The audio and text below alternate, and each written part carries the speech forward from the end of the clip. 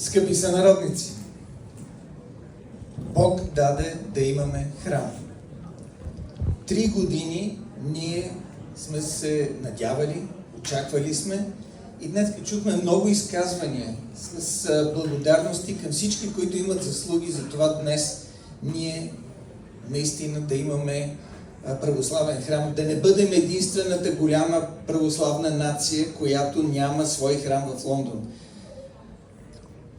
Бяха изказани благодарности както към българската държава, така и разбира се към всички участници, към всеки, който има заслуга.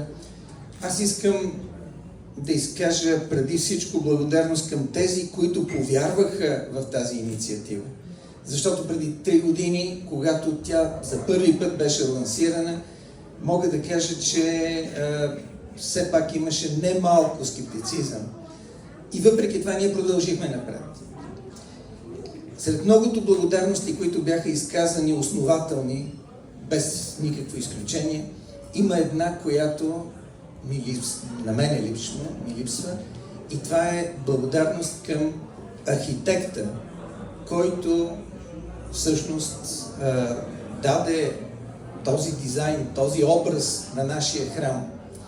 Това е господин Карло Буги, който за съжаление не е сред нас днес, не е тук, но аз смятам, че ние и на него дължим, на неговите усилия, на неговото въображение, на неговия талант дължим действително реализацията на първоначалния дизайн.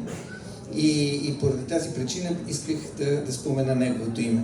Благодаря отново на всички вас, на всеки, който е подал ръка, на всеки, който е участвал, и бих искал от тук нататък този храм действително да бъде мястото, където българите да се събират, да намират упование, защото българската общност в Великобритания е една от най-големите, може би втората в Европа, и тя има нужда и от морална подкрепа, от упованието на вярата, тъй като немалка част от нашата общност има своите затруднения, има своите изпитания, а църквата е без никакво съмнение точно тази, която дава утеха на нашите сънародници.